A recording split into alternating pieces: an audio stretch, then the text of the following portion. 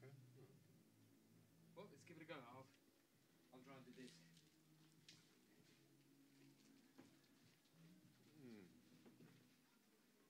I did find a thing called a wombal. A womble. No, a wombal. It's like a chocolate rum ball. Oh, right. They were in there, weren't they? Yeah, it was covered with, Well, they looked a bit heavy for me. I instructed, I'm afraid I cleaned them out. Good man. Had one, ate 4, and instructed them to bring more. He apologized profusely because those were inadequate wombaler. Because apparently your traditional Danish wombal is something like a handball. Just a quick microphone check from up here. Can you raise your hand if you can hear me speaking?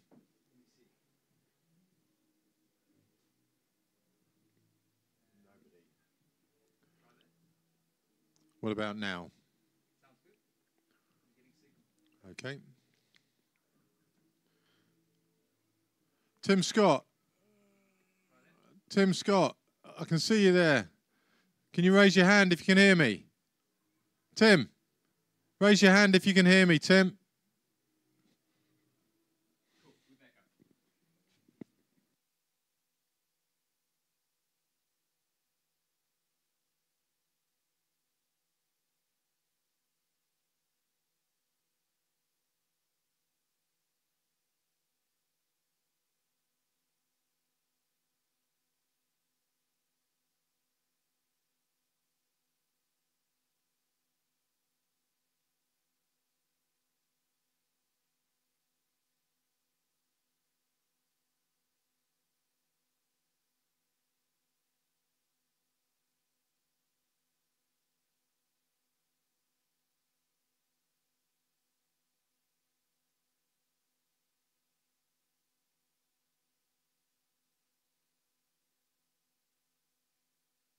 Threw me under the bus, but I was clutching at straws for most of that session. It's a tough one. Stefan does that to me sometimes. He leaves the room and just never returns.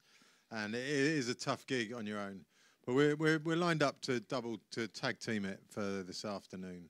Mixed doubles, it's been so noticeable over the last couple of hours that people are picking up teams as they go. I mean, a lot of these crews have hardly spent time in the boat together, but they're up for the challenge. Noticeably over the years, though, I mean, you see a few married couples on here, the Cartiers, the Heinzes, the Keatings, but I swear there's less married couples doing it now than there were 3 years ago. And I probably suspect after today, there'll be 1 or 2 less married couples again. So I think, yeah, it's a recipe for disaster generally in terms of relationships, but it's a nice idea at the time. It's the ultimate test. If you can survive an entire season with the spouse on the boat, then you know you're going somewhere. So we're lining up the first race as we speak, and that's going to be the 35 to 49 mixed K2s, and they're going off at 4 o'clock. Then at 4:05, all the others are going off together. So it's just that one class separated out, all the rest going en masse. What's significant is there are a lot of names that we saw in action this morning racing K2s who are up for more of the same. Yeah, and a bit of different conditions than this morning as well. It's a bit not quite as sunny, not quite as pleasant, but the lake stays flat even when the wind kicks up, it seems. So that's quite nice. Yeah, just for a weather update, I know after day 1 where we had 4 seasons in a day, we were getting regular questions being asked, what is coming? What is the weather forecast? I mean, at the end of our last race, I would have said balmy afternoon in store, but here we are reassembled at 4 o'clock and the clouds have gathered. There is a gentle breeze. Spit in a spot of rain a couple of minutes ago, and I think we might get more of the same this afternoon. Nothing significant, nothing nicer than paddling in a light rain. But the K2s are lining up with a tailwind away from the start, which is ideal. It's exactly what you want. I guess once you get around the corner, there's no wind at all, really. No, it's kind of, I know, it's just a lake with a bit of wind. It's not too bad. What's a bit upsetting here, Dave, is that the 4 o'clock start on our list only has 8 boats listed. And this has a few more than 8. And this has a flotilla. That means that our information to you could be a bit sketchy at best, but in true commentary style, we'll blag it as best we can, and we'll get through somehow. And if we work out who's who, we're doing a good job. Blaggers Inc. So they're under starters orders. We were speculating about the number of boats you could squeeze into a single lane in that start setup. Ready, go, and they are off. Red boat 3 up from the bottom, looking pretty good, as is the blue boat in the centre of the field. Red boat is 478. Red boat 476. 476 we don't have on our list, so I suspect Yeah, I think that's where we've gone wrong. I think there were an awful lot of last-minute pickups, so we will take that slot just as quickly as we can. 511 is right.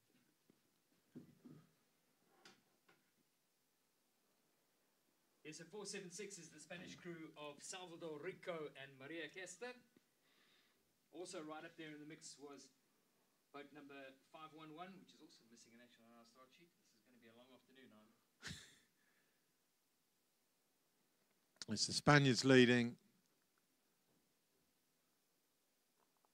Germans just to their left. Australians tucked in between them. Denmark out to the right of the Germans. And that looks like the main contenders, as we see it from the camera work that we've got.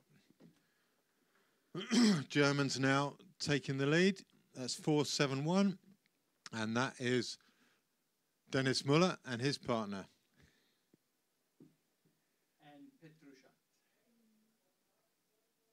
And driving that boat, interestingly. And there's Suzanne Lutzner in the background there in boat 475.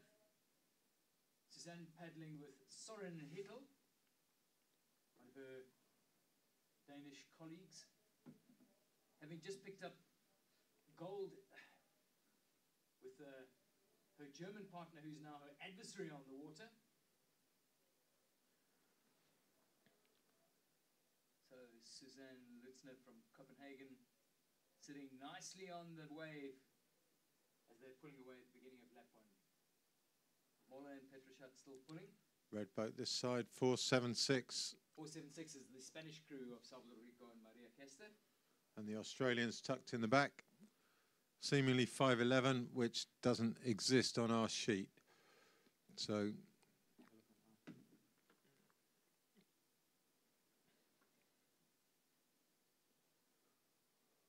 is an Aussie crew of Laura Lee and Elliot Craig in this lineup as well, so we keep an eye out for them. and the next start is even bigger.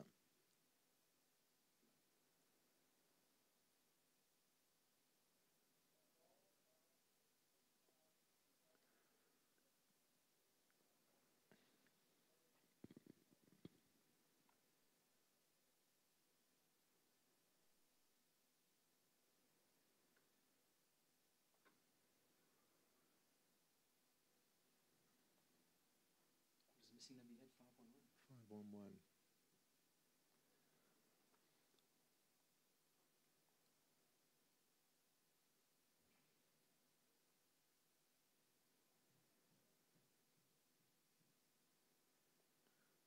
Next set of classes all lined up together. That's the mixed 50 to 64 and the 65 pluses, all on one start line. And away they go. Mascot. Quite a sight, isn't it? It is, especially with the lighting we've got here, silhouetted. Good cruise in the middle there. Sorting out the wheat from the chaff right from the get-go. Top of the screen, far right of your screen. They're also in the mix, even if the timing is a bit suspect. 525, 530. It's the Polish of Dariusz Bukowski and Jolanta Regala, and 530, the Australians, Daniela Torre and Brett Greenwood. 535. Up with them is Darren Lee and Pauline Findlay, 526. and 528. Xavier Osa, Margarita Fernandez in 528, and the French of Philippe Ludwig and Anne Kesh in 526. Big group, well organised.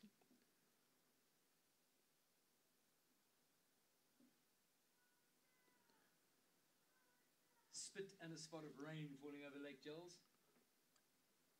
And the surface of the lake getting a bit streaky as the wind gusts pick up.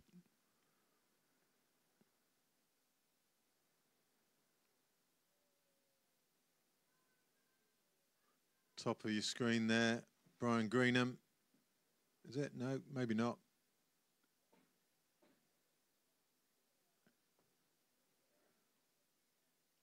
So most of these races are going to be decided over 4 laps, most of them with 3 portages. The 65 pluses have got no portages. So they do a straight 4 laps and then their 1 small lap.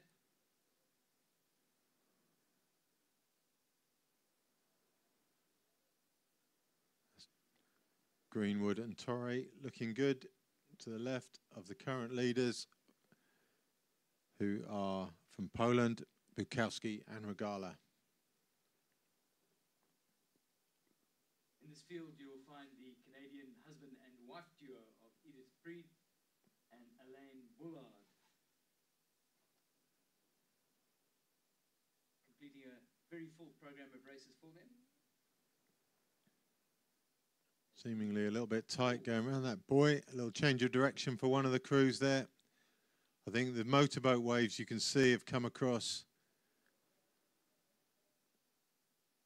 Might actually have been quite a clever move because they hung tight against that turn can. And yeah, they don't seem to have suffered. They're back in the front right, of that. Yeah. Shot them back onto that wave.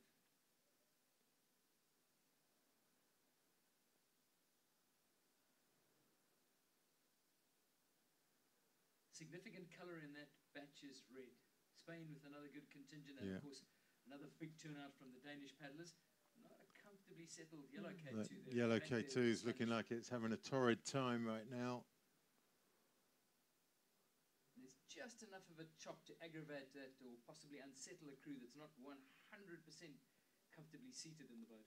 So the pole's being flanked by the 2 Australian crews. Spain tucked in the back and looking pretty relaxed. Denmark out to the left. And that's your front group now, I think, of just 5 boats. The Irish crew you can see in the centre of the shot in their green jerseys are the Keatings, Breda and Michael Keating.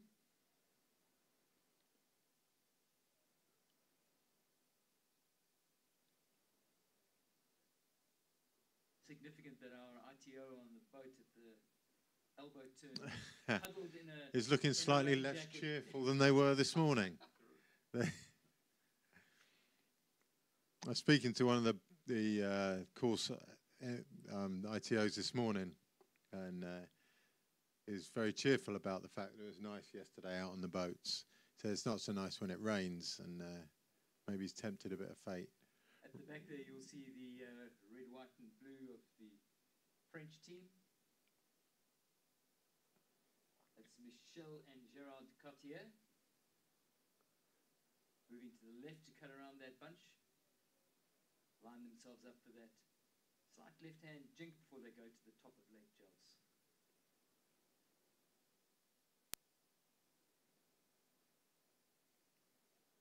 Got to say welcome to the people following the live stream and enjoying the coverage of the Masters. Good to see such positive feedback during the morning session and the robust vocal support from the various countries. Again, an influx of voluminous support from the Spanish and from the Argentinians. Good Argentinian representation this morning.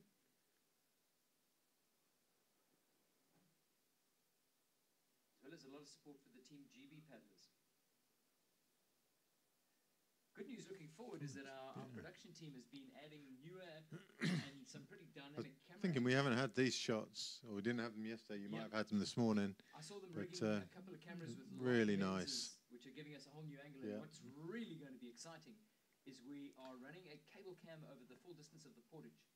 So as soon as the paddlers get to the end of the pontoon and hit the grass, we will have a spider cam that will be tracking them from above as they run that portage. So new dimensions and a production crew that's continually looking to answer the question, what can we do better? What more can we do? And you're going to see that during the days to come. Very grateful for that. So then we got Brett Greenwood moved to the front of that group now. Danes to his left. The Poles, who led early days, are to their right. The Spanish still tucked tidily in the V. And the second Australian crew, which is, I think, Darren Lee and Pauline Findlay, just dangling off the back slightly. So that class go up to the top turn, and coming towards us is the over 35s, or 35s to 49s, is it? Yep, 35 to 49s. Separated into 2, 3 main groups and a couple of stragglers.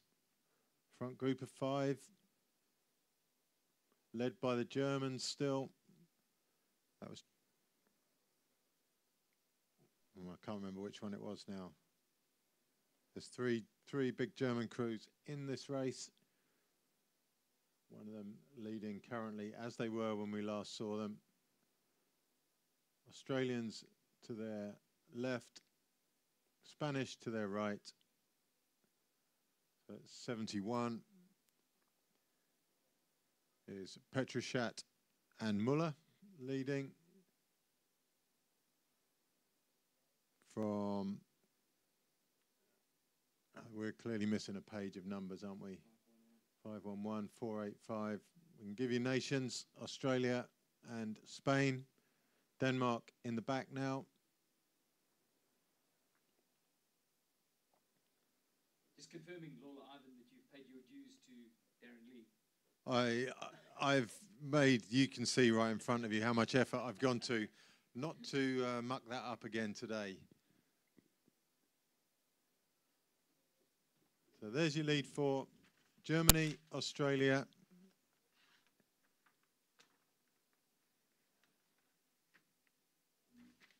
Spain and Denmark.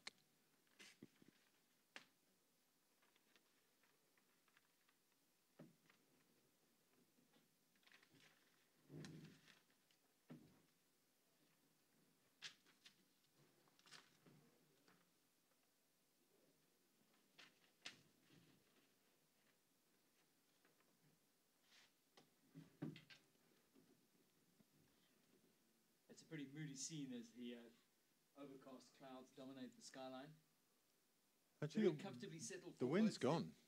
Yeah, it's looking pretty darn ideal. It's cool, Yeah. overcast, the wind is gone, the rain is backed off for now. Danes pushing their boat up that hill behind the other in that V. They drop back a little, have a little relax. They're working hard, pushing the boat up the hill. Could be conserving a little better, I think, than they are. 471 leading seemingly as they have done from the start. Yeah, maybe that's the crew of Suzanne Lutzler and Soren Hittel. They must be pretty excited to be riding front wave, to be honest. It's They do look like the boat who's, like, oh, that's a terrible thing to say, who don't belong there. The other crews look more drilled, but they're there, and they obviously do belong there. They're good enough to stay on them at the moment. Absolutely. And Suzanne's driving that boat. Pretty sure that is being fueled by adrenaline at this stage. She'll be super excited to be sitting on the front bunch. So 2 female drivers, 2 male drivers. You wonder how those negotiations. You wonder how those negotiations are made. It's my duty to rescue you before you paint yourself into a bad corner. Just warning you. Spaniards just dropping back around the reeds a little there. See how far up. Or the Australians hoping to take over from the Germans by the turn. Maybe they are. Group slightly. Well, it's look at the kind two of boats that are off the wave at the moment. They would give anything to try and get onto the side of that bunch, but they've got to do something clever. They've got to try and get onto a wide wave and work their way in. The Spanish boat is on a wide wave there, but it's all going to close in on them now as they go around the buoys. So they've got to just sit there. If they can't close the gap, they've just got to sit there till the portage, which is another lap's time, and hope that something goes wrong for someone.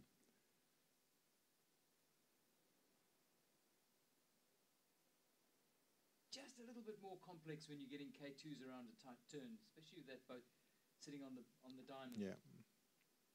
But Suzanne Lutz is doing all the right things there. She's put her nose to the left of the lead boat so it doesn't get pushed out into the Spaniards on the right side. But away go the Australians.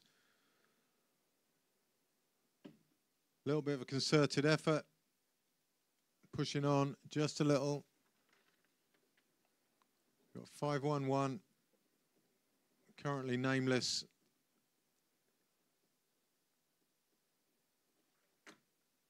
Apologies from our team for that.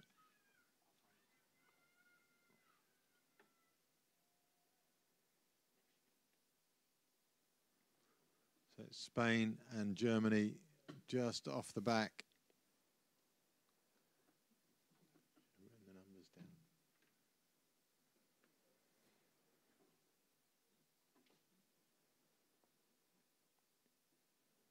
479 moving in front of the spectator areas. Pablo Zamora and Jane Steenberg.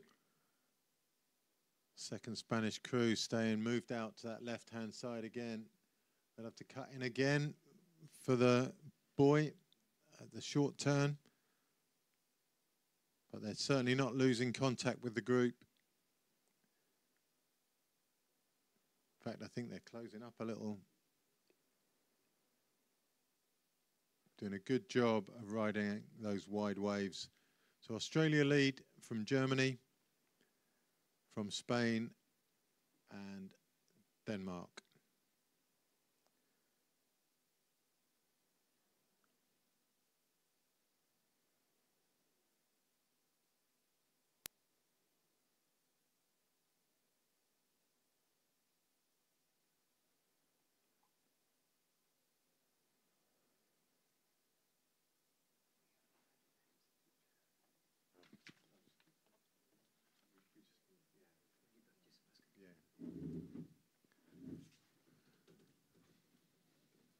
So coming back on the far side of the course, we're broken down to Spain, Poland and Australia.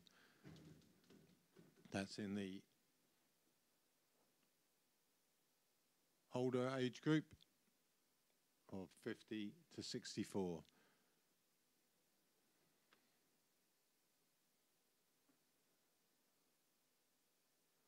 So Greenwood and Torre nearest us. Osa and Fernandez, the Spaniards, and Bukowski and Regala from Poland.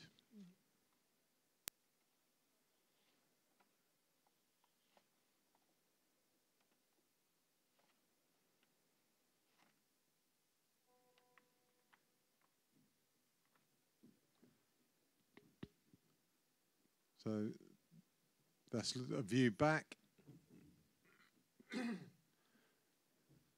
to the lead in the other group. You can see the Spaniards still out to the left. Germans off the back, still choosing instead to chase the group directly. And it looks to me, oh, so hard from these angles, but it looks like the Spaniards are making a concerted effort now to gain some ground. Maybe get back in touch with this group by the top turn.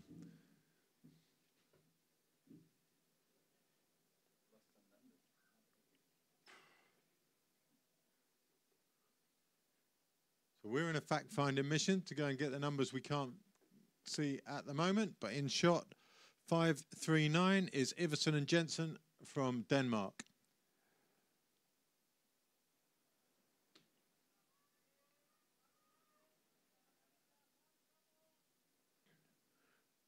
Aerial view of the leaders coming around the turn. Greenwood, Torre still leading from Osa, Fernandez and Bukowski and Regala from Poland.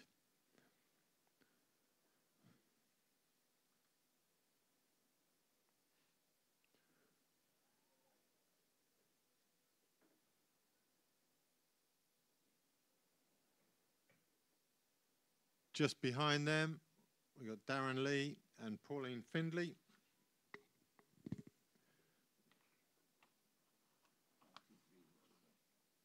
And Anderson and Vido from Denmark.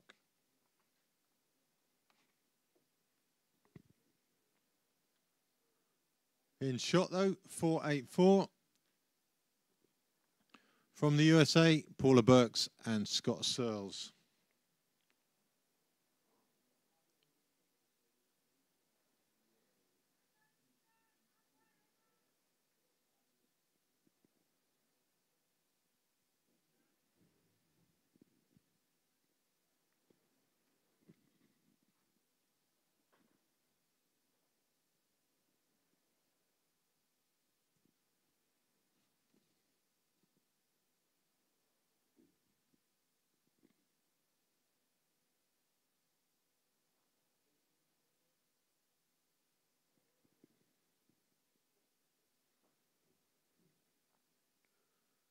Paula Burks and Scott Searles getting a good bit of airtime.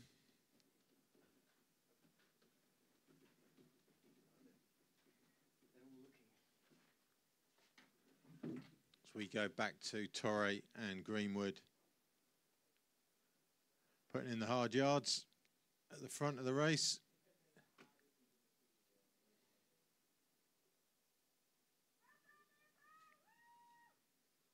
Tell you what, Ivan. Well, we scrambled to identify that boat 511 sitting at the front. Let's use the YouTube version of Phone a Friend. Let's do that. Watching the stream, somebody that knows. Can correctly identify the mixed double crew in 511, which is sitting at the front of this race. Let's use the global community watching this race to answer this question. One of two things has happened. Either somebody has issued them with a different boat slide, which has made them a sort of but there's two numbers up there as well that we haven't got. There's another couple. So we will fill those in. The good team are scrambling around to identify those for us. Suzanne did tell me a great story about her last World Championship mixed double, where she changed partner at the last minute, and the partner was unidentified right the way through to the medal ceremony, where the partner was identified as Ghost Rider. Okay. So the fair enough. unidentified boat will be the Ghost Rider boat until we track them down.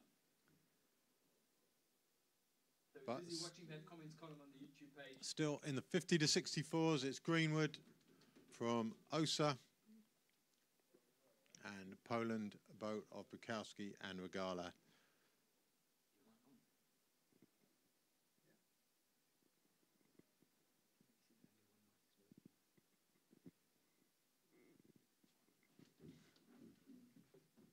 That might have been when you'd left the building, Dave.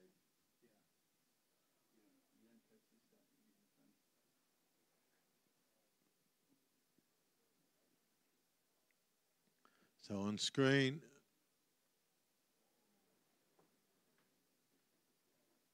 we've got Ivan Comey and Montserrat Herrera.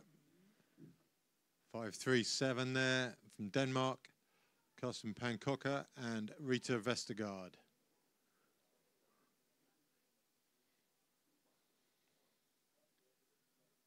.527, Ivan Comey. Looking forward to the portage to see what his leg wears like today. Yeah. I think you can see it's kind of a zebra print potentially today. That's only the aerial impression. But I'm picking up zebra vibes from him. Didn't know there was a fashionista hidden under there.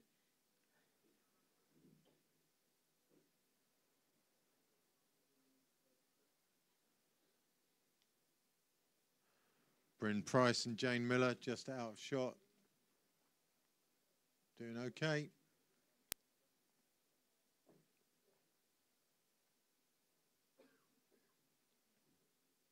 Nice to see all the support coming in from the followers. And the back boat there is Hoekstra and Frederik de Reet from the Netherlands. Paul Hoekstra, one of the legends of the sport from many years ago, before my time even. One of the really big names from the old days.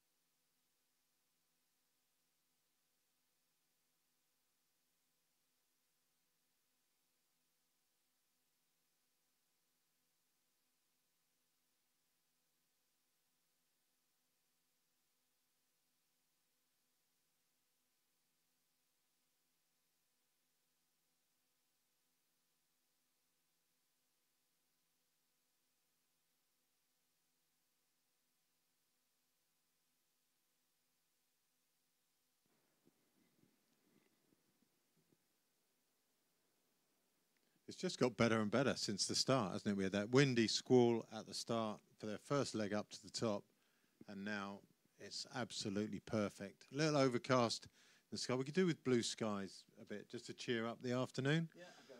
But what we've got here is almost perfect for racing. Well, Ivan, our online phone a friend is kind of yielding results. Thank you, Christine, for your help. We do have Craig Elliott and Laura Lee listed correctly, so they have registered and collected the correct boat slide. What we are looking for help with is that boat 511. In shot now. So you can get a close look at them, guys, especially if you're Australian. You might know them anyway. But they are giving us grief here in commentary.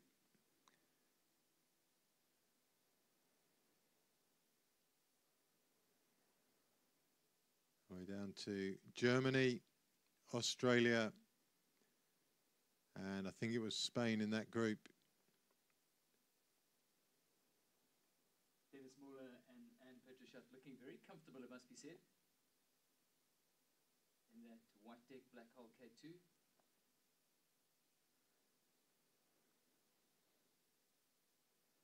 He's got the sort of long arms, long levers that you really want from a partner sitting in the back seat. And the Danes are no longer there. The Danes are off the back. We kind of suspected that was going to happen. Superb effort to get round a lap with a front group that's better than you. That shows you a good racer. That's the second bunch, and that's the Danish crew we were talking about. That German crew look like they mean business in 480 there. That's the Trilling family. Denmark staying to their left, 476. That's Salvador Rico and Maria Hester from Spain.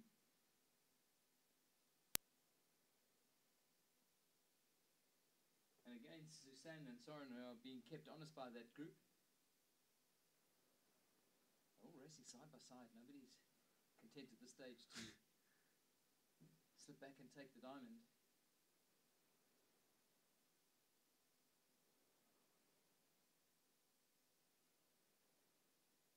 They're coming down for their second bottom turn and, of course, subsequently their first portage. So in shot now, 4th, 5th and 6th in the 35 to 49 mixed K2 category. You can see the waves from the lead boats just off to their right. The gap is currently about 100 meters. Okay, our phone a friend is helping. What we've got listed as boat 477 is in fact boat 511. That's Laura Lee and Craig Elliott. Simple as that. That's what we hear. Jeff Horsnell, thank you. Appreciate that, mate. That's the blue K2. I like the way you put on a slightly sort of faux Australian accent for the mate bit there. Just to show your appreciation. Oh, vamos a Spanish, man. That's the way you do. It's fantastic. That's professionalism right there. 472, storming along. And that's the Germans of Klaus Gieries and Sarah Jung.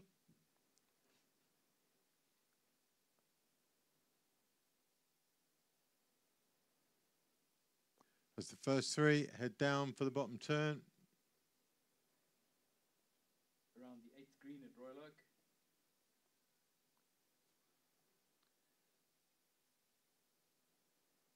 Via Neftali Paraje, racing in the colours of Spain. Just ahead of them, Sarah Jung and Klaus Gieries of Germany. And then 479, we're looking at Pablo Zamora and Jane Steenberg. a mixed crew from Spain and Denmark.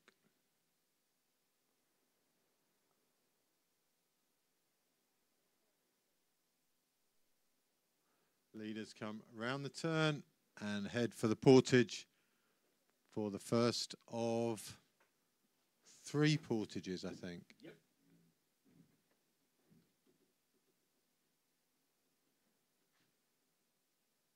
So the Aussies go left, glide into the takeout. Germans right, taking it easy. Out tidily though, and they're up and away. The Spaniards third on the pontoon. Take that gradual left turn onto the grass that A blue boat of Laurelie and Craig Elliott still in front. Looking very calm, very composed, very measured at the stage. They're looking the stronger of the three, I think. Looks like they've got all the signs are looking good for the Aussie crew at this stage. Degree of control there. Germans getting in without incident. Spaniards should stay in touch. Yep, they're away. They're all going to be together. The Australians looking the more controlled of the three.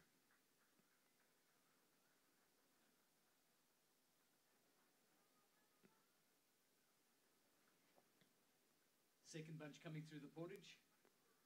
Spain, Denmark.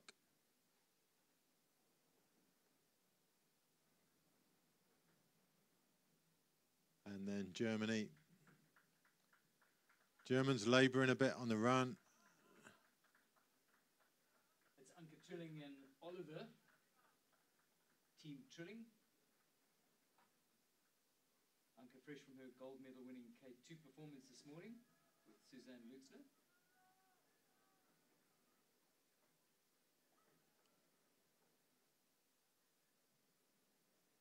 Circles us back to that comment we made yesterday about the marathon committee being enlightened enough to accommodate and even encourage those cross-nation crews entering big events like the Worlds.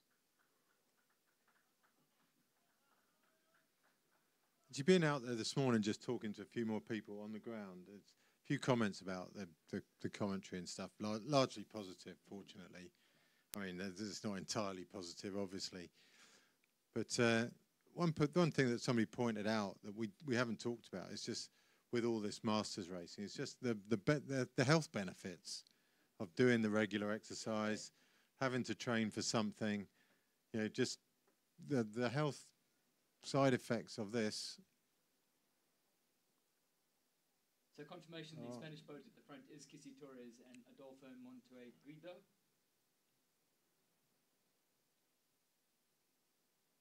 It's Lutzner. And significantly, they're on their own now. So having slipped back into the middle of that three-boat second chasing bunch, they are now on their own. Interesting to see if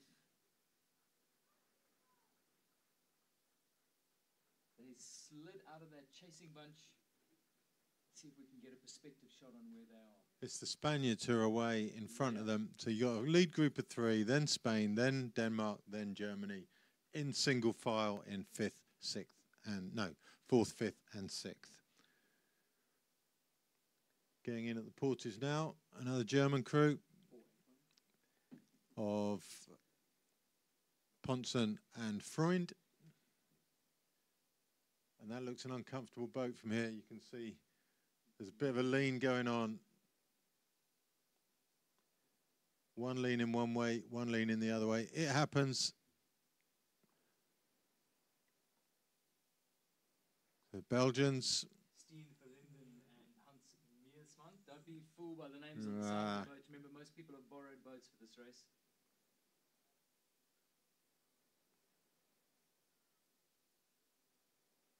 That poor red boat is looking so uncomfortable. You see how far to the right the back person's leaning, which means the person in the front is leaning that equal amount to the left, and it just never sorts itself out. It's an absolute nightmare to have that in a K2.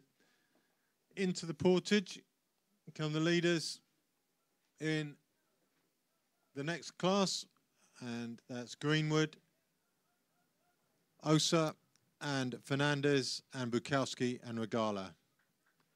Greenwood and Torre, sorry, I missed his partner's name off. So they're coming through the drinks lane, Greenwood and Torre. Meanwhile, the Spaniards and the Poles happy to leave it. Again, they ran through the drinks lane just to stay high on the grass. It's obviously a decision people are making. Spanish running nice and deep, very clean, and away they go. Poles in a little bit of trouble, but not too much, and away they all go. They're all together. Bukowski and Regala nearly left one leg behind. Brett Greenwood taking a moment there for a photo opportunity at the pontoon with his Australian photographer. just a little glance right, a flick of the hair, and he was all over that.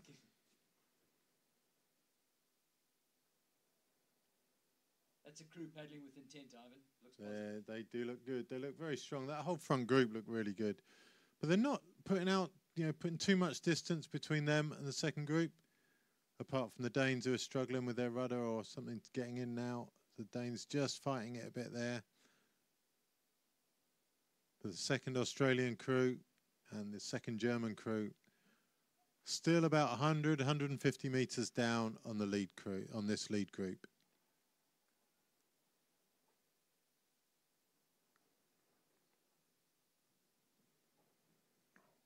Spaniards in shot now. Osa and Fernandez. A number on that, Colin, please.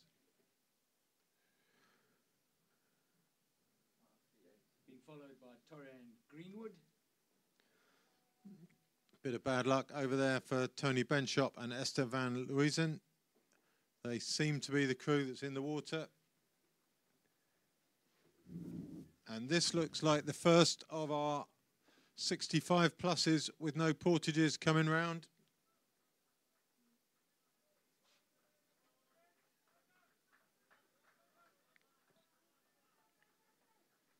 The Spanish crew of Maria Pellegrin and Juan Sanchez with the yellow boat in the middle of your picture, running their portage. While on the water, it's the Danish crew of Michael Ters and Annette Henkel who paddle past.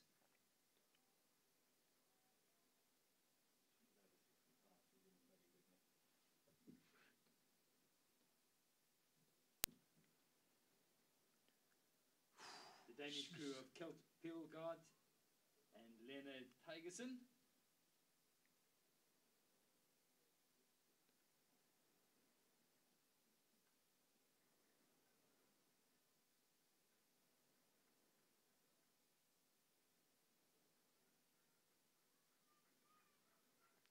All looking a little bit single file. The boat out to the left is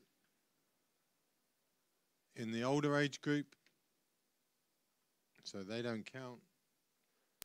That 65 plus race, which is not doing any portages, has just seen Antje Moller and Gerhard Bossina paddle past. They are sniffing at a place on the podium as we speak.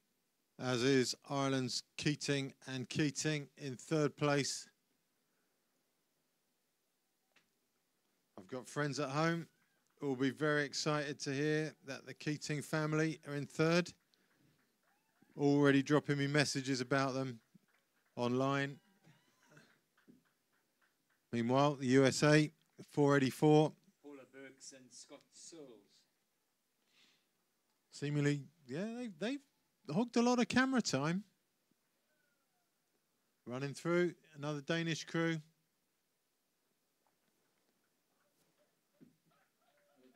Oh, and through comes Ivan Como. He's a real crowd pleaser.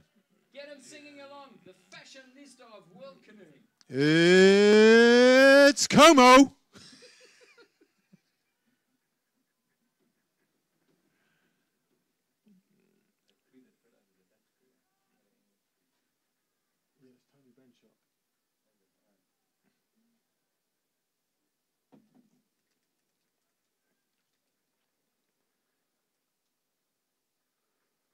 People running pretty smoothly through the portage, but no one milked it quite like Como. In the 65 plus race, Brian Greenham and Anne Green going through. Still in the top 5. Going to have to come up with a master plan if it's going to vault them up onto the podium from there. Never count Brian out. There's boats coming out from the right-hand side, potentially faster boats. And Brian can latch onto one of them. Matthew Price and Elizabeth Holmes in shot there as they pull away from the portage. Team USA.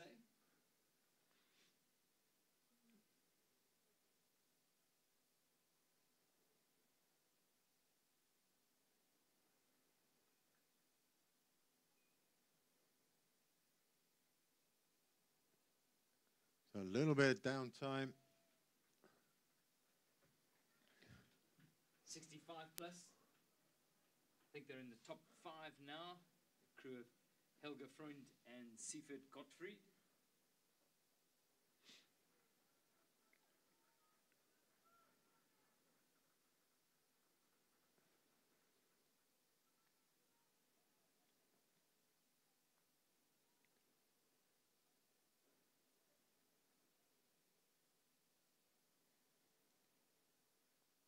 And there's your we just lost it, overview of the...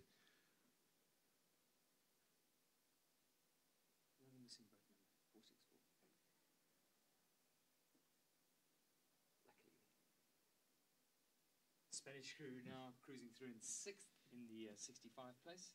That one, that's that. Might well be Mary Perry and Antonio Cruzado.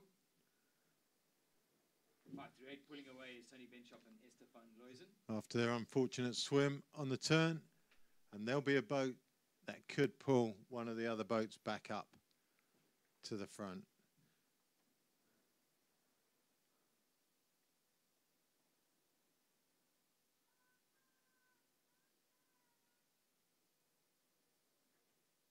Team GB's Bryn Price and Jane Miller going through. They're about 7th or 8th. Right on their tail, the Dutch crew of Frederic de Ruyt and Paul Hoekstra.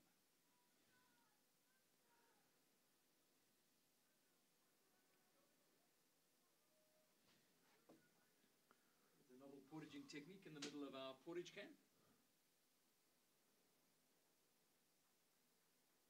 Sure, the boat's enjoying that.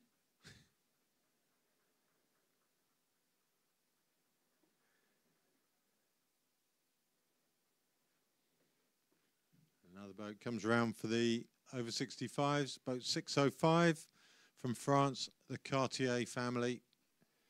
More known for the jewellery and the watches. But today, they're on the lake.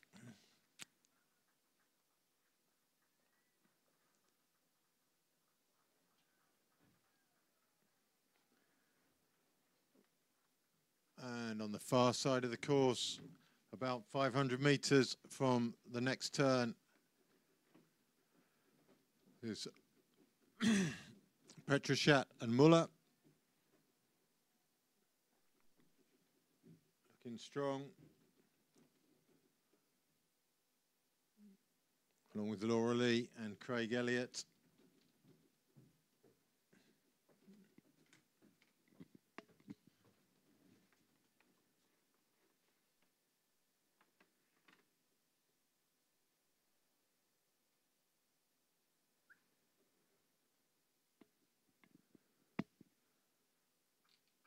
The Germans super happy to lead.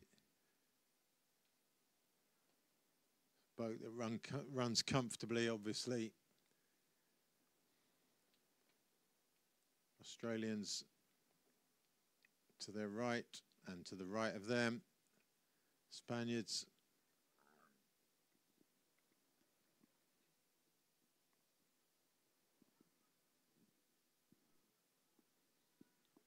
Torres and Monteagudo.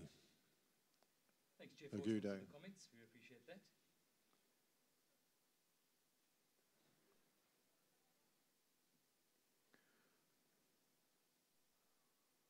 A little view back down through the field. Class is getting a little mixed up now.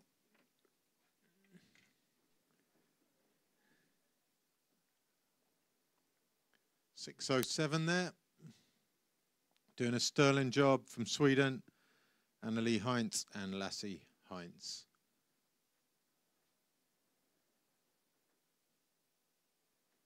Andreas, I wonder if you would come up to the sound tower quickly. I might have got them together. Yours is off now. Says it's on.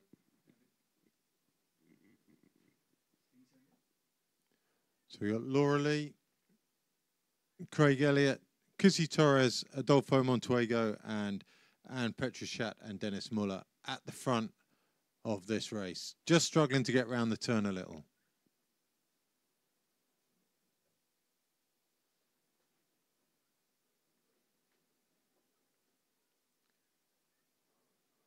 On their own, just behind them, is the second Spanish crew. Still not losing too much ground on this lead group.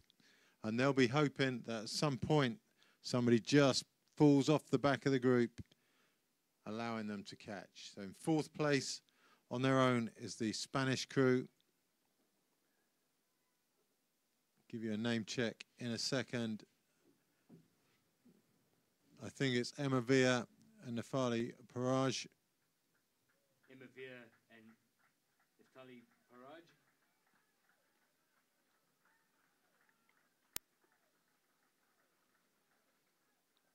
But through come the leaders on the portage. Again, the Australians leading the run. Germans just behind. And now a little gap opening between these two and the Spaniards. So things looking a bit tight for Torres and Monteagudo. Away go the first two. 1 length, 2 lengths, 3 lengths, 4 lengths. 4 lengths the difference.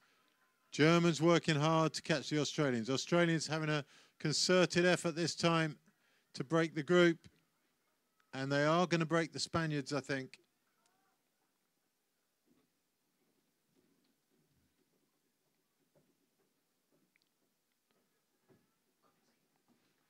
So Laura Lee, Craig Elliott. Not managing to break the German crew of Petroshat and Muller. But for sure, the Spanish crew are on their own in no man's land, and that will be a very welcome sight for Spain too, of Villa and Parage. The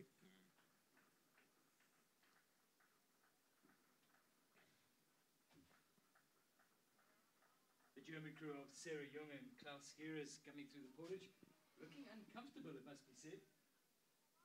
Cox says we're okay, so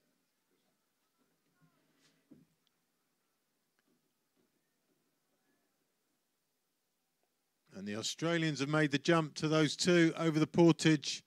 Great work from them.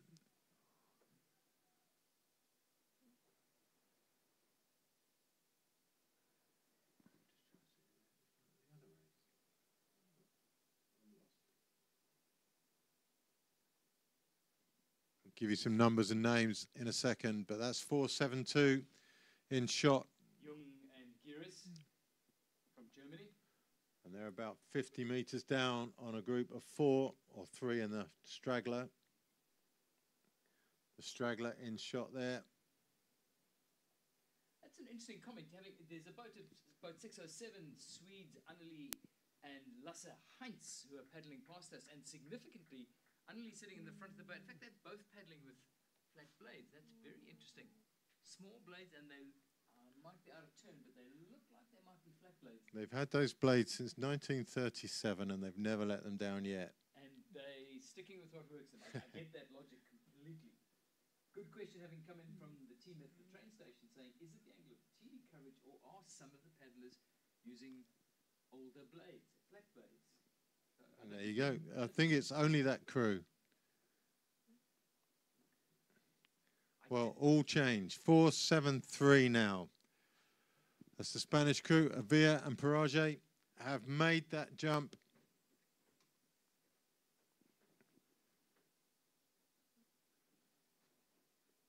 So we've been naming them wrong because we've been calling someone else by that name.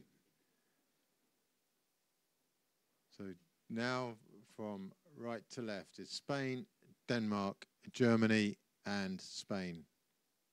Well, it's the Spain-Denmark combo, isn't it, on the far side there?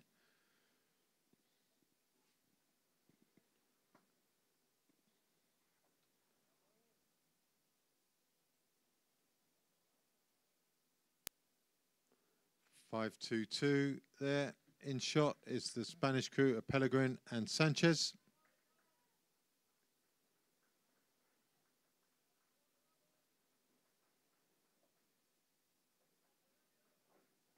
And 601 behind them. They're in the 65 plus race, so they're going nicely. They are going nicely. From Denmark. They're all over the 65 race, aren't they? And look like they belong there too. Yeah.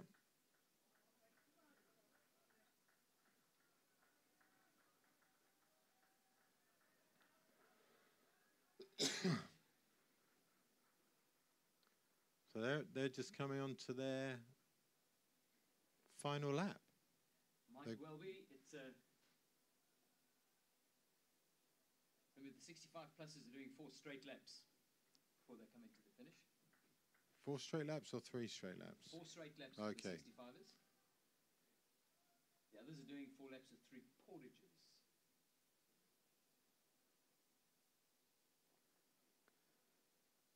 So the Danes to the top of your picture there, looking very much at home, matching the pace of the younger athletes.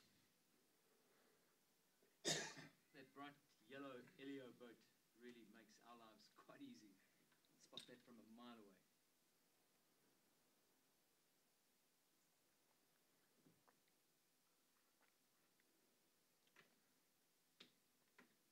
The backdrop there, incidentally, Ivan, is the reeds that make up the bank of this Lake Gels. A great deal of effort has gone into preserving and looking after the integrity of this ecology to make sure that it is preserved as a really healthy wetland and a dam area.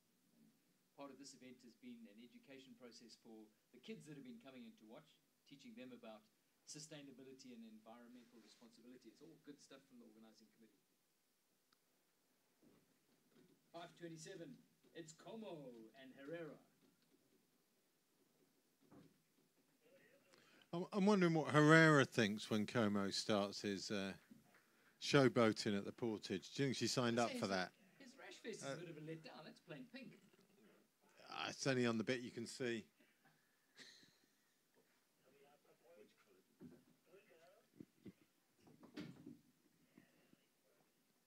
Maybe as part of the closing ceremony, we can have a little fashion parade from all the outfits worn by Como during the week. Yep.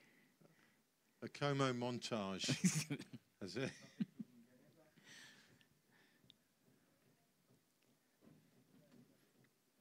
Feedback from some of the elite athletes using this jetty this morning is that they're worried about the noses of the boat slipping under the jetty as they come into it.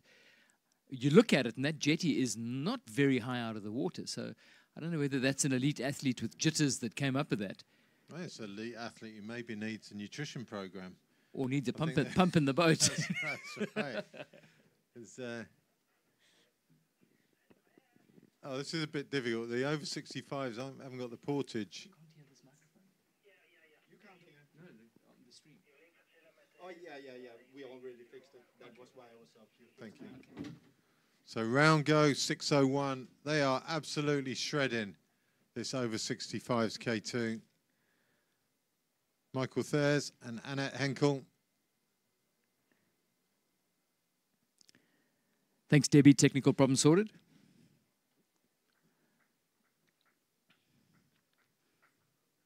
Through the portage comes the group that 6:01 was with. And we'll see if they get back.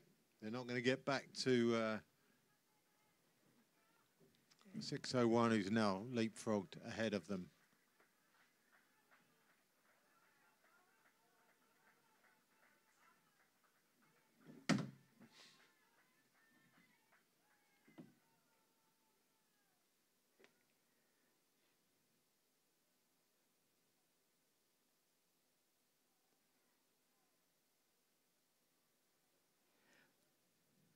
It's a great put-in, making up one place at least.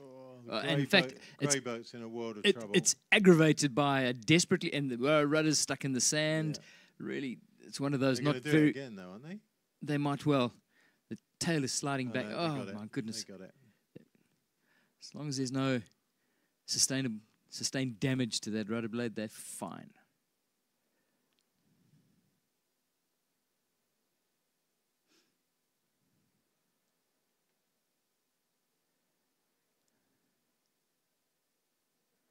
Looks like one of those rhythms that could go all day. Yeah, I was thinking exactly the same. That's a boat that can go that speed forever and ever. That's 5. Maria Pellegrin and Juan Sanchez. Comfortable in the 50 to 64 K2 age group. 6:02's coming past us. Now, That's the Keatings. I don't know if we missed one boat. We had 6:06 in second place last time. And now it seems to be, oh no, just in front. We did just miss them, which is 606, which is Gerhard Bozina and Antje Muller.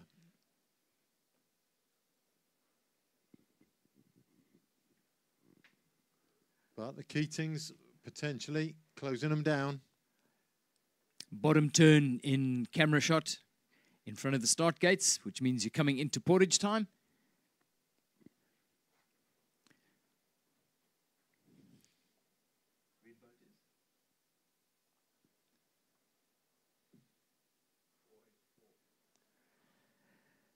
Paula Burks and Scott Solis from the United States coming into the portage. Portage Cam will catch them in action now. They're going right. Let's see how they manage this.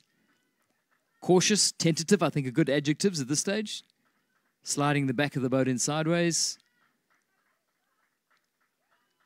They're under no pressure, measured, out onto the run. Report card looks good for them on that portage. And here he is for portage number 2. Oh, cameras out, people. Quick empty out. Brian Greenham going across the front of the portage.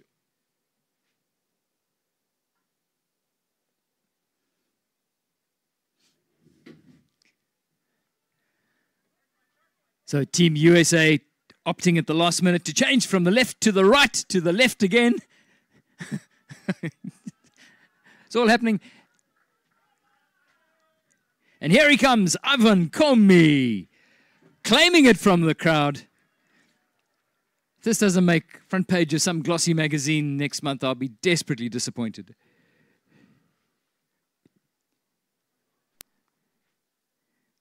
Montserrat Herrera very patiently and calmly just observing the sideshow.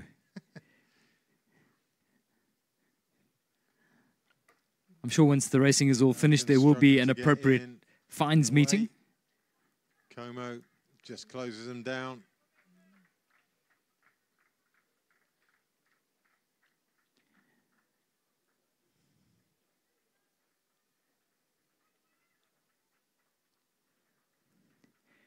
The Dutch crew of Tony Benschop and Estefan Lohuizen coming into the put-in. Brian Greenham latching on to a wave to help him get up the rankings. Like a limpet, the man.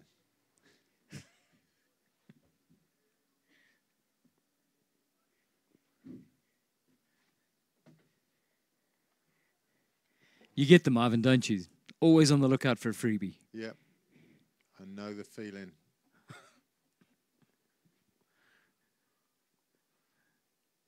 He's missed that one, though. He's missed 5.37. He's still got a chance on his left with 5.82. But his partner is going to end up having to be in time at some point. Lumbreras and Ramo are not that excited about having them on their wave. Go on, Brian.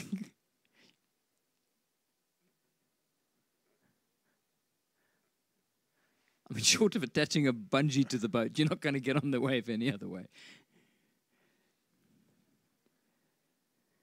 Another over 65s coming past, 6.10. They're in 5th place. That's Frunden Gottfried of Germany. Actually, it might be a mixed crew. Because we haven't got a nationality flagged by their name. 539, though, is from Denmark. That's Klaus Iversen and Lorna Jensen.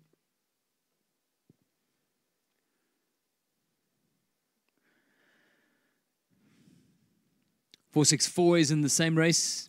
Mary Perry and Antonio Cruzado from Spain. And making up good ground now is Paul Hoekstra and Frederic de Ruyt. They were well down on 4.64 on the last lap, and they are moving through. They were with 6.05, I think. No, they were with 6.03 which was Bryn Price and Jane Miller, who are now probably 200 metres or so behind them. So a clear move from Paul Hoekstra on that lap. And he is reeling them in. At that rate, he's going to get at least 2 more boats on the next lap, which would put him up to about 4th place, potentially. Yeah, I think you're right.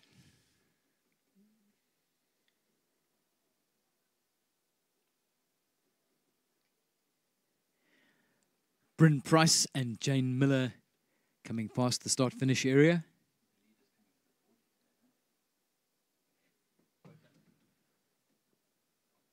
Into the portage come the leaders. Moller and Petroshat.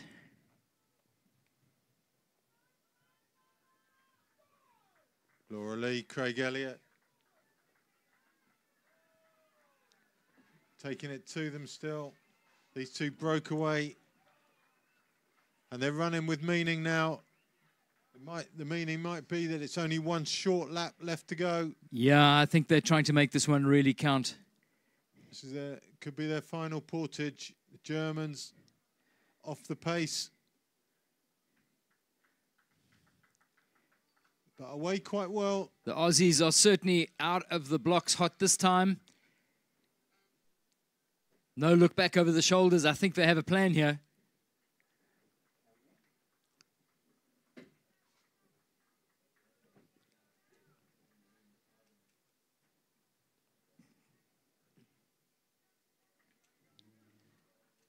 So looking good for Team Oz, Laura Lee and Craig Elliott.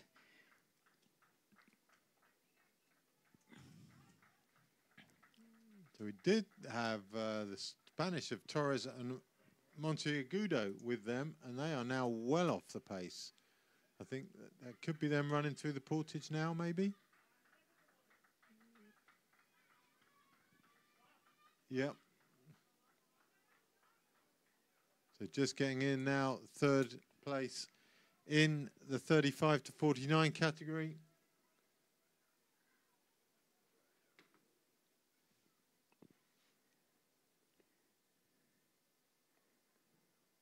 Four, 7, 6, only just behind them though. That's Salvador Rico and Maria Kester. And that is getting pretty tight now. Oh, and it's a pedestrian put in. Oh, They're still down. Still stuck. Whatever hopes they had of trying to put themselves back into the frame. So close to Yeah. the boat in front of them. Boat stopping to empty on the jetty. Incoming now is Geres. Jung and Geras. Lutzner also in this group. Oh, and there's a runner with a dead leg right there. The limpy stride of a leg that isn't working, and there's nothing you can do about it. You just got to tough it out. It's horrible. Look at him. Suzanne Lutzner and Soren Hittel go straight past. Nasker is struggling just to make progress. And that's a great put-in from Suzanne Lutzner and Soren Hittel. Into the boat quickly. Simon in the boat in front finally got it right. Yeah. So they're away.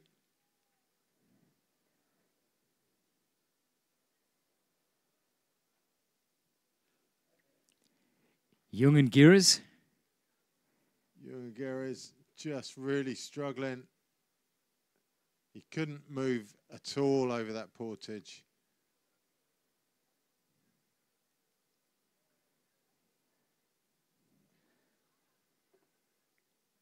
So importantly, the boats have turned at that final short turn can, and they are coming down into the finish. And this looks super good for the Team Oz supporters. Not quite sure what time it is down under, but wherever you are, whether you're nursing a cup of coffee or a cream soda at the bar, Laura Lee and Craig Elliott are about to bring home the bacon for Australia in fantastic fashion. We've got about 100 meters to come down to the finish. They are unchallenged. They've certainly been full value for this one. They've looked the better of the crews from the start, to be fair. And then they just turned the screws at that last portage. They knew the others couldn't catch them, and the gaps opened up to 50, 60 meters maybe. And you know you're going to win it, but they are finishing it in impressive style as well. Proper boat speed as they come down to the line. Victory in the 35-49 mix K2 is going to go to Straya. Laura Lee, Craig Elliott, well done.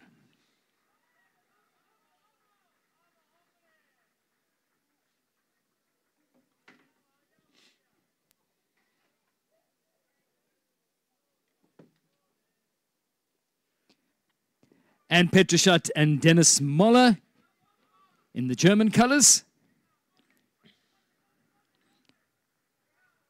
Did a lot of leading on that first lap and paid for it on the last lap.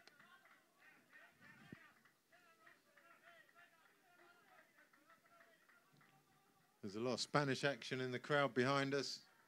Presumably the Spaniards run through the portage. Yeah, it's Sabia Hossa and Margarita Fernandez.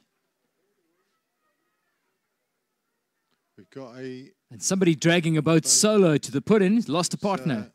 I'm not sure it's going to work without your partner. Here she comes. She's clocking in. She's done well. She has done well. They've just lost a few meters, though, on the Spaniards. Osa and Fernandez are gone. Gone. They're gone for all money.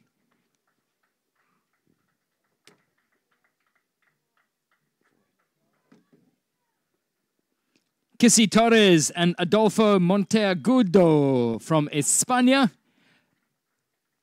Wrapping up the third place in the 35-49 race.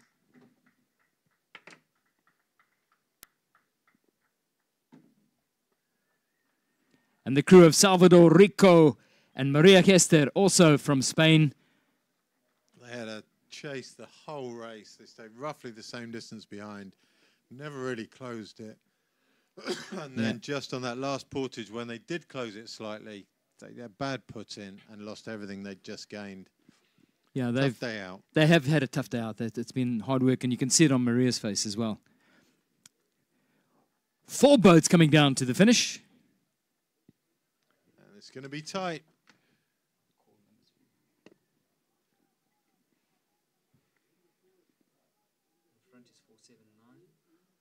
Leading in, Zamora and Steenberg. 475 on the outside, it's Suzanne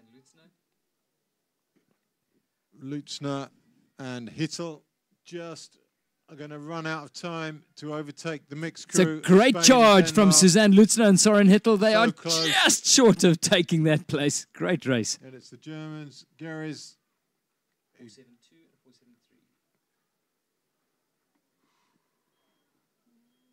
473. Jung and Geris. He lost his legs on the portage. There was no way back from that. And Emma Via and Nefali Paraj just behind them. 480.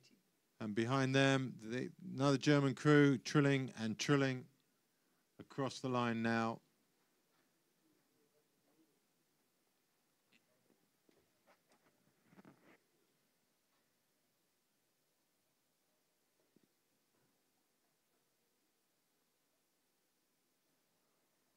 .474 in shot there was the Belgian crew of Steen Verlinden and Hans Meersman.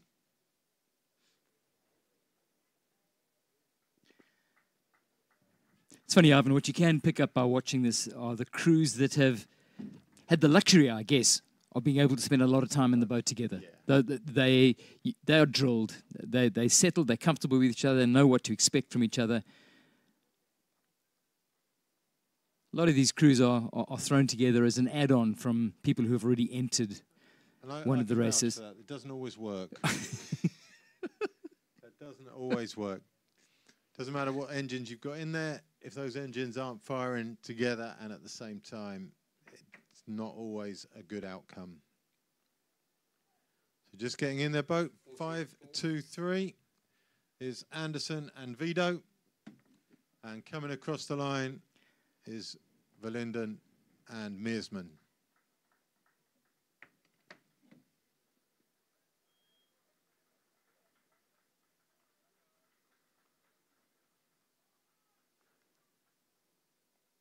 Spaniards coming 5-8 from Spain will be our next finisher. That's Osa and Fernandez, and they actually could be the first of the 50 to 64s. Sabir, Osa, Margarita, Fernandez. There's a celebration there. Well, I thought for a moment she was going to stand up in that back cockpit. That would have been good. Well done. Great day out for them.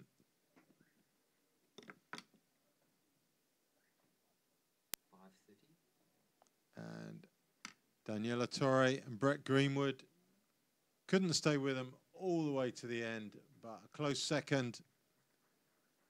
And then it's the Poles behind them, which was Bukowski and Regala. Those three all together for much of the race. We didn't see where it broke up, but it did break up, and it's Spain from Australia from Poland. He is going to stand up. Oh, watch this. This is world class. Poland leading the way, and he's still oh, and he landed it. In shot, though, was 4.81 there, briefly. Germans of Pontzen and Freund. That's 6.07. Goes back up for another lap. Red boat is 4.81. 4.81 next across the line is Pontzen and Freund. And behind them, the Australian crew.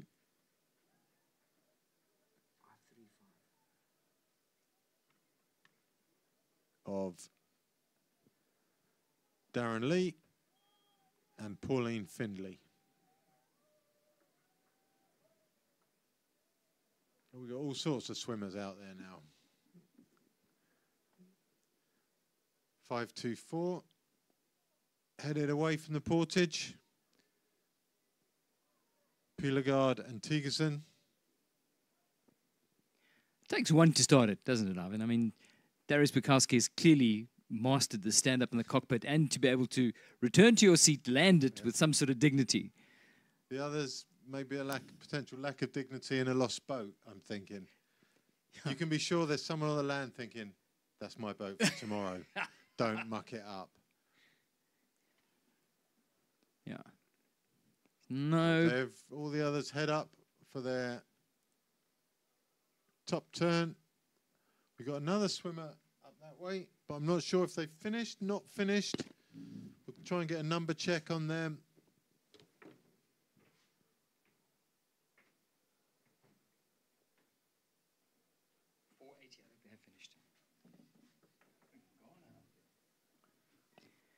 That's the Trillings, Anke Trilling and Oliver. They've already finished. They're safe.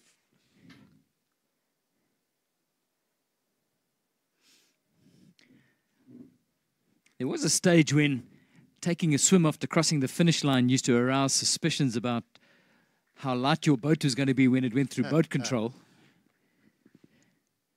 I'm sure no one's ever done that. That boat is going down, and thank goodness for the inflatable being on hand. There's no buoyancy to keep that thing up. That thing is going down like a submarine. It's a U-boat if you don't look after it.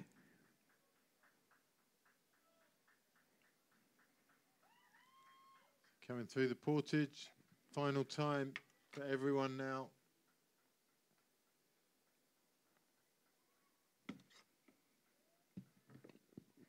And the Danish crew of Kim Andersen and Annelies Vido coming to the line.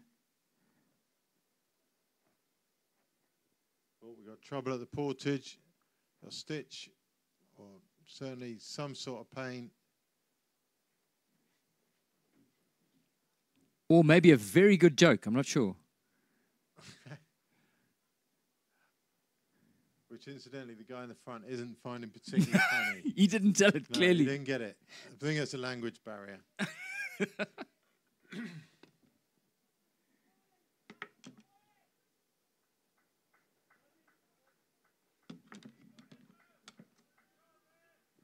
Brian Greenham coming through in front of the portage while Ivan Como starts his third and final portage, and across the line comes Philip Ludwig and Anne Kesch in the French colours in the 50 to 64-year race. Tony Benchop. Getting back in the water. Tough day for Tony. Michael Tours and Annette Henkel crossing the line in the 65-plus race.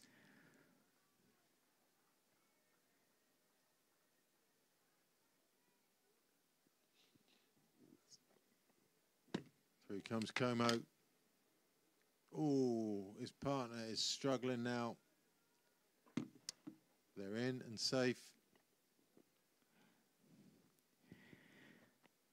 At the finish line, out of shot, Ivan, the crew of Petra Venish and Olaf Maluschke of Germany wrapping up their race in the 35 to 49 division.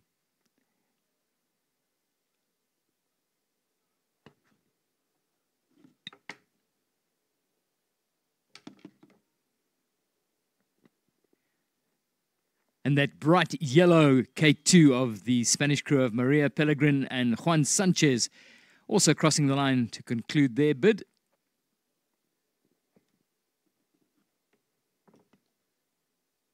So just the closing stages now.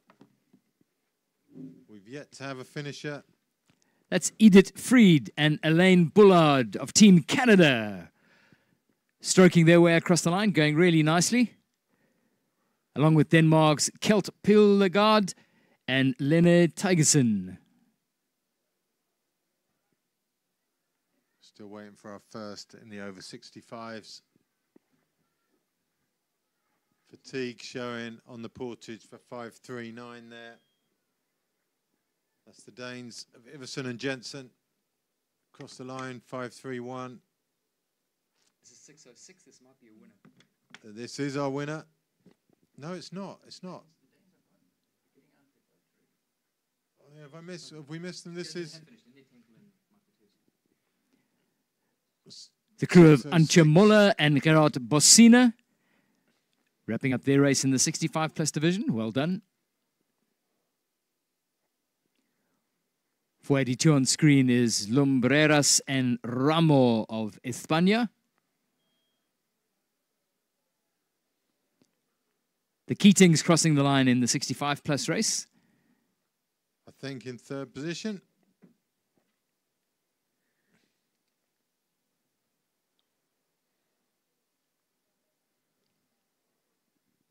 We'll see how many boats Paul Hoekstra managed to close down when they come in.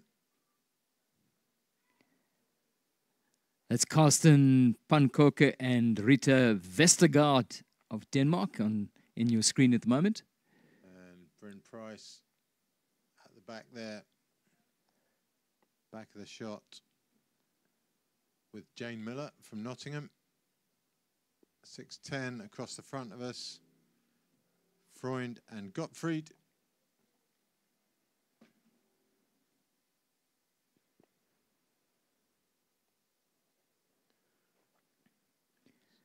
Lumbreras and Ramo. Looks like they're paddling into the sunset. Light reflecting off the water here at Lake Gels.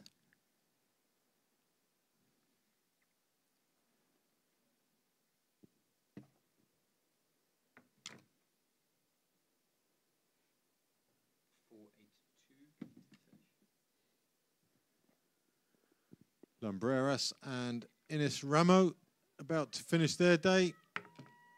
She's the one who's got some stomach pains going on. 5:37 behind them. Just behind them, Denmark's Pankoka and Vestergaard.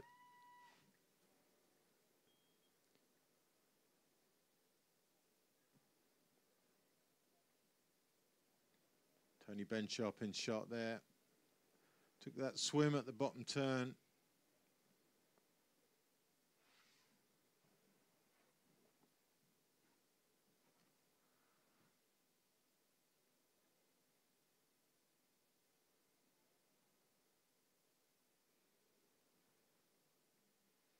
It's a 5:38. Next across the line is Tony Benchop. Brian Greenham in shot there. 6.08.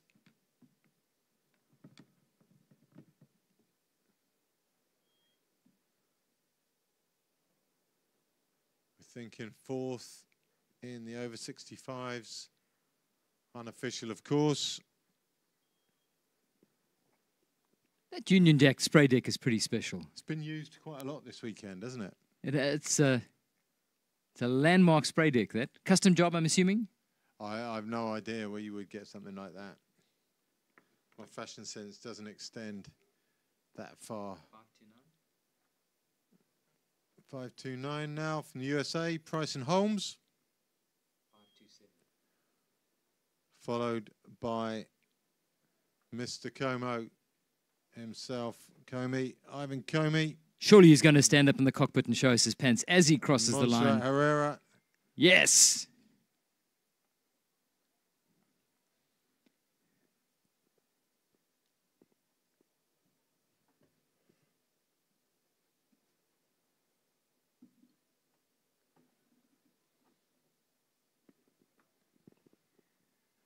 As you can see from the shot on screen, a lot of paddlers still heading out for the final turn before they return to the finish straight. So going around the top turn, I think that's 6:10. Yep. Freund and Gottfried. They're moving well.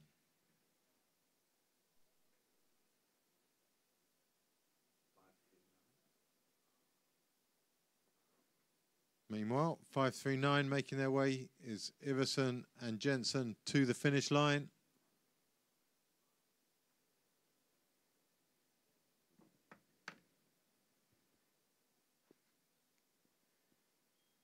Their day's over.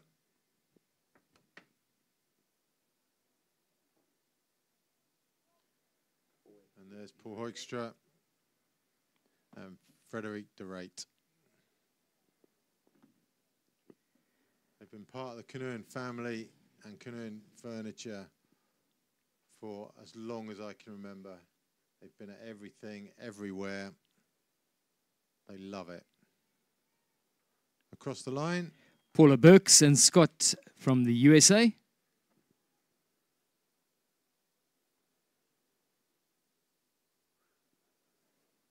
.464, Mary Parry, Antonio, Cruzado.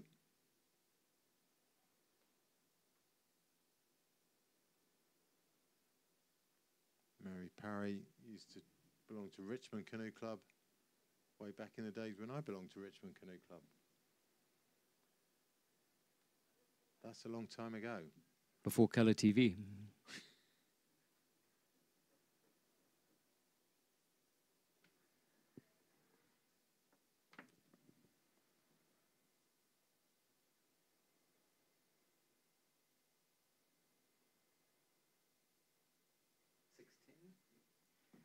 In the 65 plus race, end is in sight for Helge Freund and Siefert Gottfried.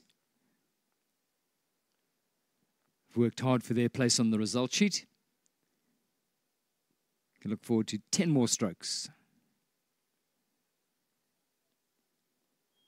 Race done. Well done.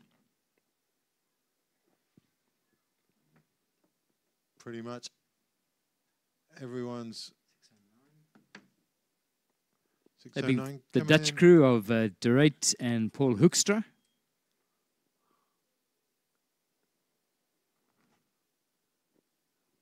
In screen, Bryn Price hunting down the finish line with Jane Miller.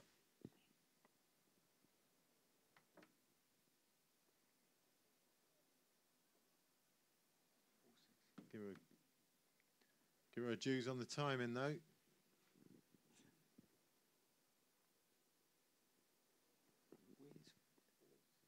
.464 just coming in now. That's from Spain. Mary Parry, Antonio Cruzado across the line.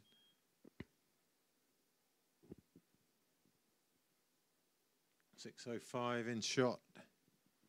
It's the French crew, the Cartiers.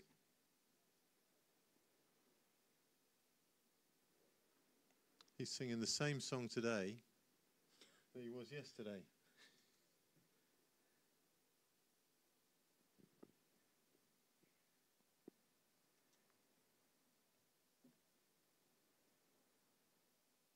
Nice colour coordination in the Cartier boat. You'd expect nothing less, to be fair. Yeah, exactly. But look at that. The blues, back of the paddles are blue. It's just got panache. I think that's the word. It's certainly got it. Boat might even be blue and yellow. Panache and Bryn Price. Maybe they're not two words you hear in the same sentence very often. But there it was for the first time. Katrien Just and Mark Holst. On screen now, Bryn Price and Jane Miller. Nobody on screen right now. Nice aerial view of the finish line. That will come in handy later in the week for sure. That's quite a nice shot of the finish. And across the line, Bryn Price and Jane Miller. Well done, guys. I've been looking ahead to tomorrow. So much interest in the para races that are going to be happening. It's like a groundswell of interest in para racing, and I'm excited to see what's going to happen on the water tomorrow. They had it last year in Portugal, and I'm going to say it was a huge success. It was really well run there. It was everything it should have been. It was a good sort of feel-good event. It looked as every bit as professional as any of the other events. The paddlers are great. I mean, there's a mixed bag of varying disabilities. They had an open race last year where everyone was all in, and then they had their classification races. The open race they're not having this year, but they're having I think Tim said earlier, it's like an unclassified race. So The senior race. right, so people who don't fit the standard Olympic classifications, and that'll be really interesting to see. So that would include visually impaired, I guess, and things that aren't on the essentially the ladder of missing limbs, which is the classification for the Olympic stuff. So yeah, I'm quite excited about seeing that and seeing how far the beauty of canoeing can spread. Yeah, that's actually summed it up beautifully. In many cases, there's a backstory to those paddlers, which is pretty inspiring. And I think everybody is ready to feed off the positivity that comes out of that story as we're going to see it tomorrow. On the sports side at the moment, in terms of numbers, the Olympics is tiny for the able-bodied, for the para. And at the moment, that's the only real outlet in the sport for the paras. So you're going to have very few just by the nature of the competition, not by the nature of the training and stuff for it. So to have marathon as a second outlet is pretty much limitless, because you can see the Masters, there's no limit to the number of entries. And I would imagine that would be true of para, at least in the early days, where if you come, we'll cater for you. Yeah. And that's kind of the marathon committee's view on all this. If you come, we'll manage it. And I think you can have hundreds of people here enjoying their canoeing career, enjoying competition, enjoying the lake you see on shot now. To paddle around that doesn't matter. It's always going to be a pleasure. Look at it. Absolutely. Yeah, it's pristine. It's worked its way into the canoeing books as one of the jewels of marathon paddling. There are a couple of inspirational characters. You talked about the Olympic para athletes. Team Australia's captain is actually a para paddler, Curtis McGrath. Yeah. One of those inspiring characters that the world is just a better place for right now. What he does on the water, and equally what he's doing off the water, is pretty inspiring. So, yeah, the more platform and spotlight that we can create for the para paddlers, the better. It just inclusion benefits everyone.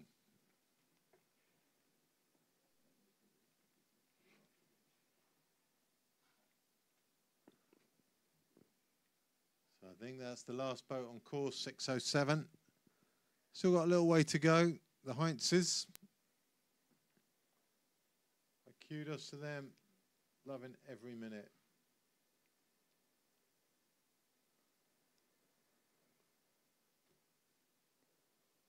So I believe they're about 600 meters from their final bottom turn Then just the short lap for them to go.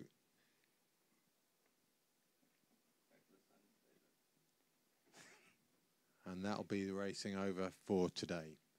Ivan, I did speculate about what time of day it was for the people watching. It's 1 a.m. in Australia. Oh, man, that's bleak. And the Australian crew that has been online have been fantastic. So I'm sure they're all well caffeinated. They've thoroughly enjoyed it. Christine Elliott, thank you for your enthusiasm and your contributions. Gabriela Ludwig saying online, we want to see our coach. We are going crazy. The world is going crazy over marathon paddling this week. It's a good week to be a paddler.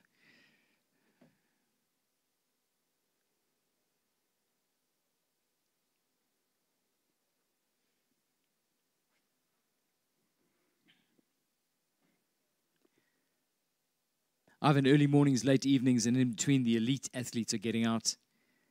Heard anything from the grassroots about who's going well, who's looking ominous, or, God forbid, any disaster news? Or? I haven't heard any disaster news, so that's the good bit. Yeah. It's all the usual suspects. I've seen Pimenta, I've seen Romalo's here. Who else have I seen to talk to? Mads? Pedersen, I haven't seen him here yet. I'm sure he is Yeah, here. but they were racing on the weekend. They had... he only just raced in Duisburg. Yeah, in Duisburg. A couple of days at home, probably much needed. Andy Burkett, I spoke to yesterday. He seemed on good form.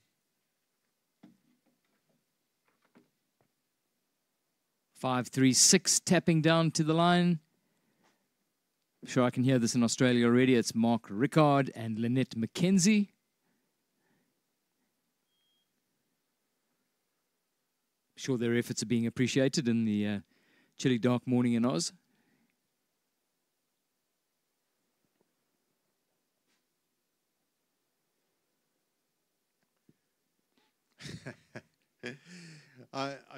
It does make me chuckle there. They're doing the thing, the Australians there, where the front paddler reaches back for the back paddler, but neither had quite the mobility to actually reach the other one's hand.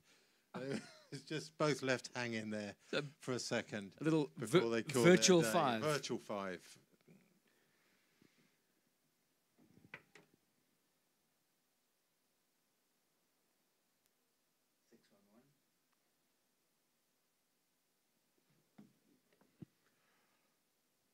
We haven't got a 611.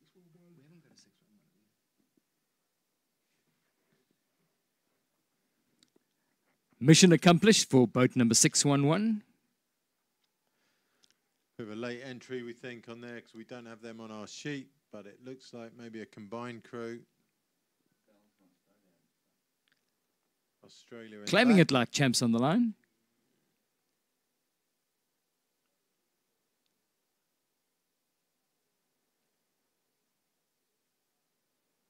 I don't think they need panic about video of their race making it into the coaching manual. No. But they've roughed it out and got to the finish and look well satisfied with their work today. He's got the posture of someone who's got a bit of hip flexor cramping going on. Can't sit up anymore. Yeah. It's a Belgian and Australian crew, and he's in a world of trouble. Ooh. They're going to have to haul out the bow rudder stroke, otherwise they're going to connect the jetty. Just saying. 607 on screen is the Heinzes, Annelie and Lasse, paddling for Sweden. Already going around that bottom turn. Seems only moments ago they were 600 metres away.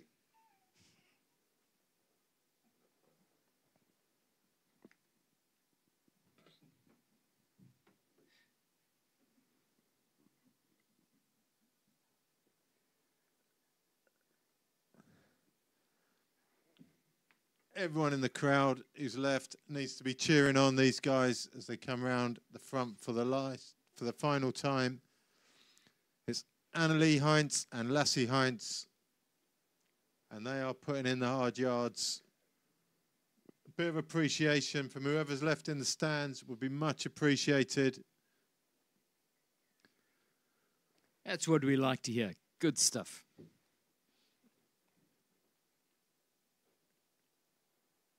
Come on, the Heinzes.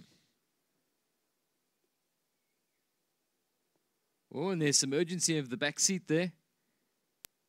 Lasse has decided that they're going One to... small lap. One small lap to go. They're going to raise the and pace for this last is lap. Yours. Well done, guys. Boat 607 from Sweden, Anneli and Lasse Heinz.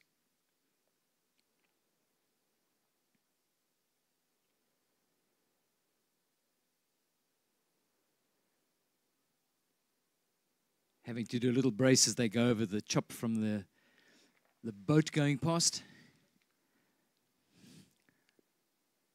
Anneli's left to do it all on her own, apparently, at the moment.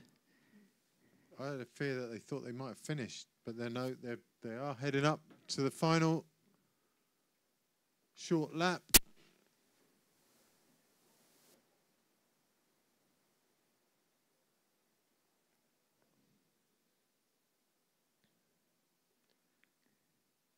And Lasse kicking back in now. He's the elastic. He's going well. Go on, guys.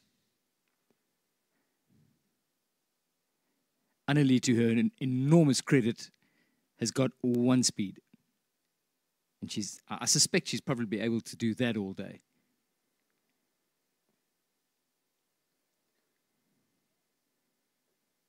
I'm looking at the expression, though, and that looks like a "you just wait till we get home" expression.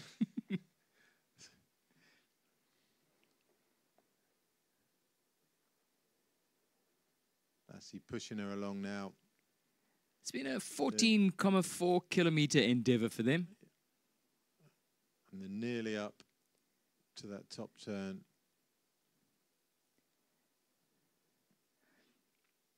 And when you're tired, you start doubting your stability and the tiniest of ripples. To be fair, I just hope that I'm still able to do it like that when I'm that age. To go out and enjoy the water.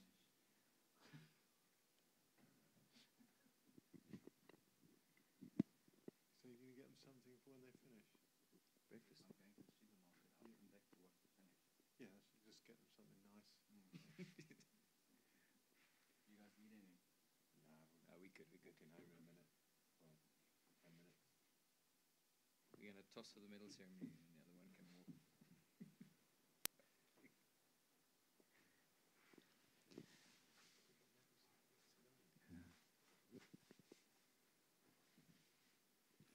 So just Long one boat yard. left. Sorry. Treat our viewers to a minute of silence and then we crash into each other in a train wreck. Up to the turn can they go. I mean, we tried to unearth the ethos of the Masters events at the World Champs. This is a platform to identify the elite racing, which does happen at a Masters level, especially when you get into that 35 to 40 age group, and there's been some spectacularly impressive paddling. Well, I'm going to pull you up on that. I don't think the 35 to 45 is the most competitive group. I'm seeing more the 55s, the 60s. That's where some of the best races have been. It's not the youngsters that are the headline characters. I don't think in this. There's some of those guys. You know, I'm going to go back to the K1s yesterday when the Spanish guy who won that first race on his own was just phenomenal. I can't remember what age group he was, but it was over 60 for sure. Could have been 65 to 70 or 60 to 65, but super impressive. And yeah, there's people out there clearly training regularly. Yeah. So I would say, you know, looking at some of them, that must be training at least every day, if not more than once a day. The beauty about the Masters is it's an open event. There's no limit to the number of athletes that can enter from any particular nation. So it is a platform for Masters paddling to get in and show off everything that's good about it. And what we're seeing on screen at the moment is a core pillar of what makes paddling good fun as you get into an older age group. No aspirations to get onto the podium. You don't know that. Correct. Well, realistic aspirations to get onto the podium.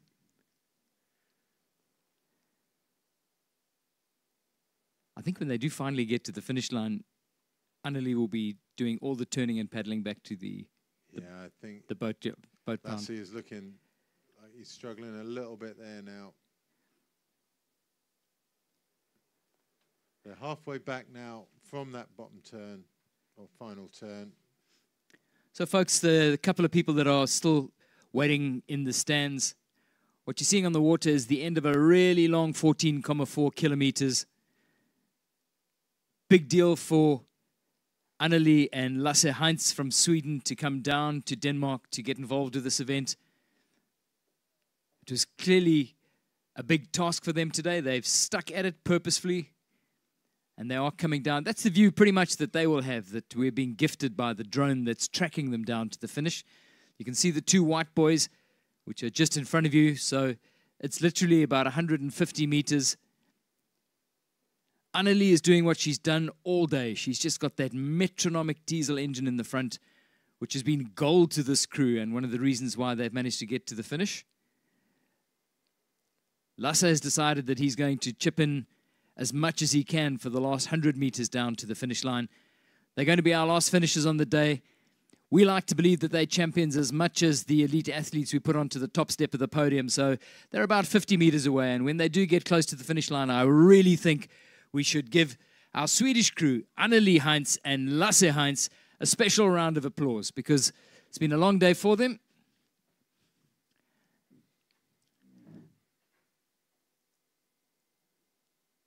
And I'm sure appreciation from a world championship crowd doesn't come around every day in their lives. So they're coming down to the line. They're going to be the last boat across the line. They're in the 65-plus category in our mixed race. Annelie Heinz, Lasse Heinz, welcome home. Congratulations, guys. Superb performance. Thank you for showing us what can be done.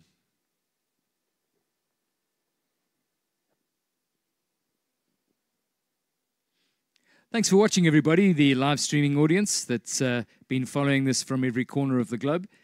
Brings down 2 days of Masters racing. That was a little slice of history in the evolution of our International Canoe Federation marathon discipline as we live streamed the Masters for the first time.